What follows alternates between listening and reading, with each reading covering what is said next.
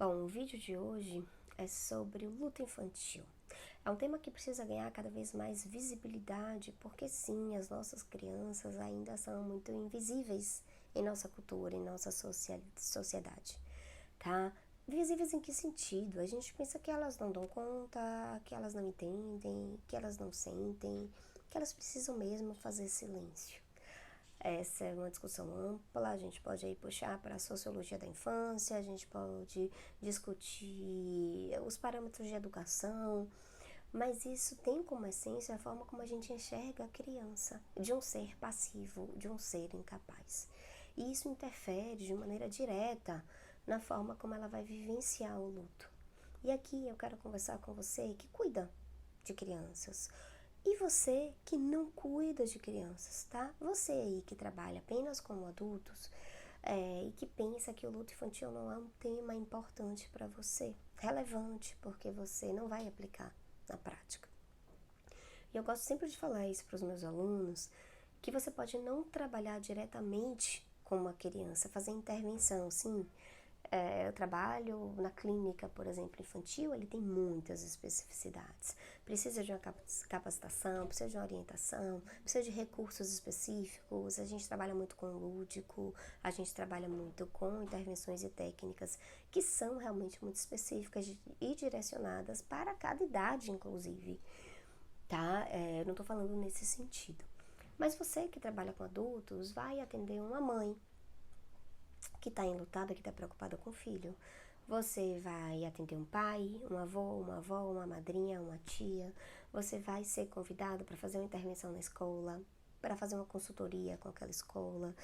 Então você vai lidar com o luto infantil muitas vezes de maneira indireta, tá? Não diretamente com a criança, mas você vai precisar orientar pais, tios, avós, familiares, profissionais a cuidarem dessas crianças. Então, sim, a gente precisa entender, ter um domínio básico do que é e de como se manifesta o luto na infância para um trabalho geral, tá? Então, o que eu vou trazer aqui hoje não é específico para quem trabalha com crianças, diretamente com crianças. Quando a gente fala do luto infantil, a gente fala de uma infinidade de possibilidades, tá? A infância é um período muito amplo, é um período muito complexo, de muito desenvolvimento. Então, se a gente vai para a psicologia do desenvolvimento, é um período talvez que a gente mais aprenda e desenvolva habilidades e competências na vida. A gente está sempre em desenvolvimento, né, gente? O desenvolvimento não é só infantil. Nós estamos em desenvolvimento até a hora da nossa morte. Mas a infância em si é quando a gente aprende muita coisa. Se a gente for pensar o primeiro, o segundo, o terceiro ano de vida, a gente aprende questões básicas, inclusive de sobrevivência. Um bebê recém-nascido nasce completamente dependente de tudo.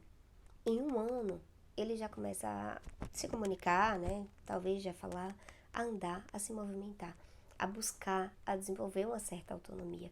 Se a gente pensar nesse desenvolvimento do primeiro ano, a gente vê o quanto que a infância ela é ampla e complexa. E quando a gente vai falar do luto infantil, a gente precisa revisitar as ideias lá do desenvolvimento cognitivo. Vamos lá para o clássico, que é Piaget. Podemos beber de várias fontes, sim, mas vamos para o clássico. Né? Os clássicos eu entendo sempre como importantes, mesmo que seja para a gente pensar em atualizações, né? Nesse novo contexto, pós-pandemia, quer dizer, pós-pandemia não, porque a pandemia não acabou, mas pós-auge, né, da pandemia, as crianças hoje já foram reinseridas na sociedade. Mas se a gente pensa no ano e meio em que as crianças ficaram em casa, né, com suas famílias e vivenciaram muitas perdas, nós temos falado muito das crianças órfãs da pandemia.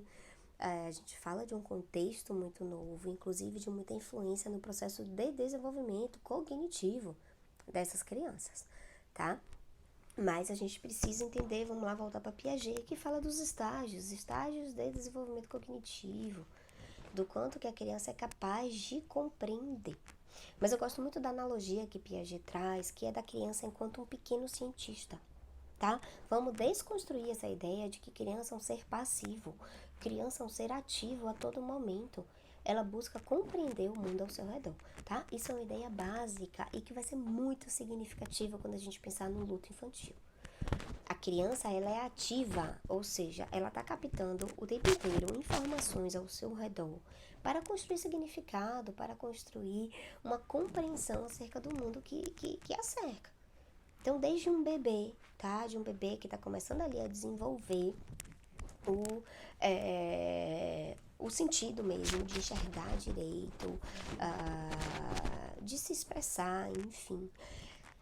Ela tá ali, né? Ele tá buscando ali, o bebê está buscando ali informações. Então, é assim ao longo de todo o período da infância, tá? Por que eu tô ressaltando isso, gente? Porque quando a criança vivencia uma perda, quando acontece uma perda ao seu redor, ela vai explorar todas as informações possíveis. Um nariz que tá vermelho, um olho que tá vermelho do adulto ao seu redor, de choro.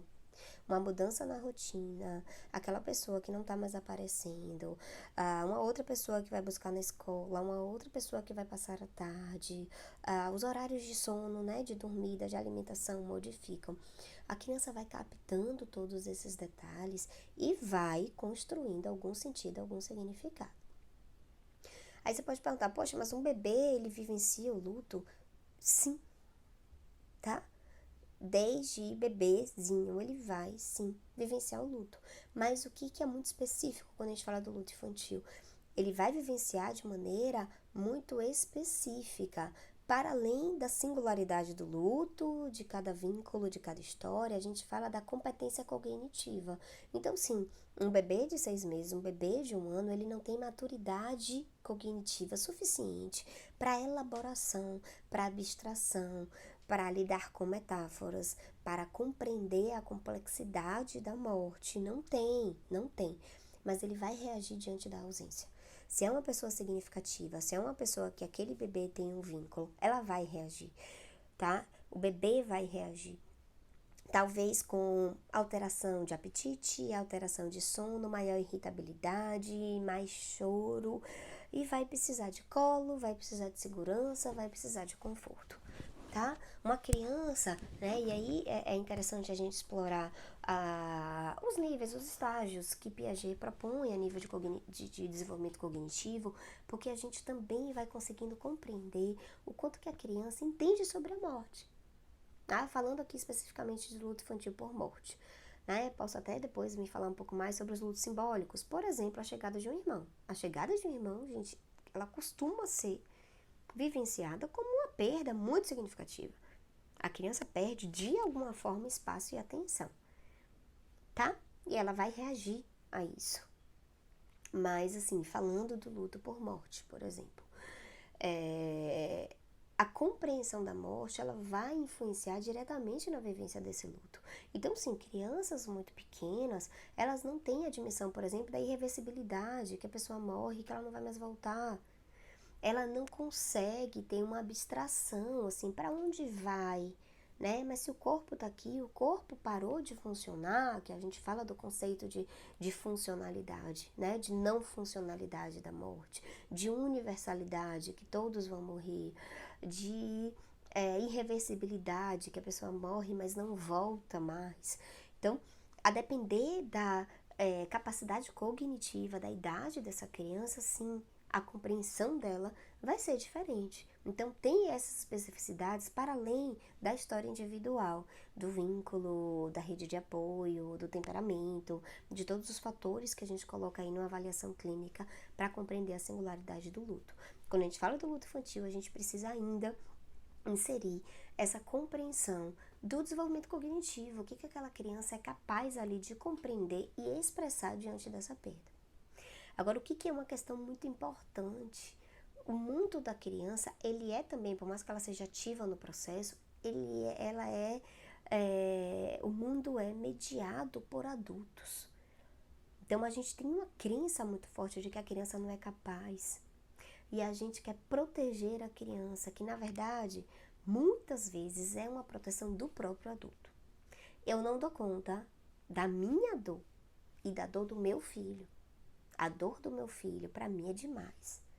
Então, muitas vezes você não falar, você não envolver a criança, fala também sobre a dificuldade do próprio adulto de lidar com essa realidade, tá? Com essa dor, com esse desafio. Então, a criança, ela precisa ser incluída, porque sim, ela vivencia o luto, eu acho que essa é uma premissa básica. A criança vivencia o luto, ela vivencia uma perda, ela vai reagir a essa perda. Lógico que a reação e a compreensão vai depender aí do estágio, do nível dela de desenvolvimento cognitivo, mas ela vivencia. Ela é ativa no processo, então ela vai buscar compreender de alguma forma. Ai, meu avô sumiu. Ah, mas seu avô viajou. Poxa, viajou e não volta mais. E a criança, ela tem, né, até uma certa idade, tem muito forte um pensamento egocêntrico, tá? De ver o mundo a partir da sua própria perspectiva, tá? Não é egoísta, gente, é egocêntrico mesmo. Gira um pouco em torno de mim. Muitas vezes por essa dificuldade de abstração mesmo, de se colocar no lugar do outro, tá? Então, é muito comum a criança atribuir a ela. Poxa, mas meu avô volta, será que é porque ele não gosta mais de mim? Por que que meu pai foi embora? Por que que meu pai não voltou mais? Será que foi aquilo que eu fiz? E a gente ainda tem uma coisa muito forte na nossa cultura que é de ameaça e chantagem. Se você não comer tudo, mamãe vai ficar muito triste, mamãe vai ficar chateada. Se você não fizer isso, você não vai mais pra não sei aonde. Ah, se você ficar se comportando dessa forma, eu não vou vir mais aqui. Eu não vou querer mais ficar com você. Isso é cultural, é muito cultural, tá? Os adultos fazem isso com crianças. E isso vem muito forte na hora da vivência de um luto, tá? Ele não veio, tá? Ele não tá vindo mais, ele não tá voltando. Por quê? Eu me comportei mal. Por quê? Eu não sou um bom menino. Por quê? Eu desobedeço, tá? Então, são diversas demandas que chegam para o cuidado. O cuidado com o luto infantil, não necessariamente é somente com a criança, tá? Muitas vezes é de orientação aos pais ou cuidadores que estão com aquela criança. Muitas vezes é de fortalecimento deste adulto para poder sustentar e manejar o luto infantil.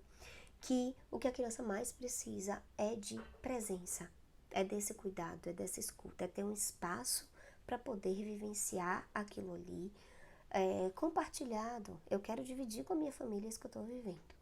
Eu não quero viver isso sozinho, porque acaba sendo muito mais custoso e tendo um risco muito maior, porque a criança vai fantasiar.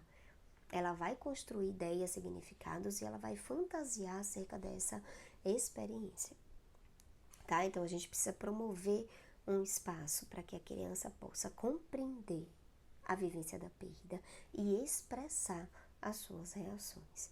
Essas são premissas básicas aí no cuidado a uma criança enlutada.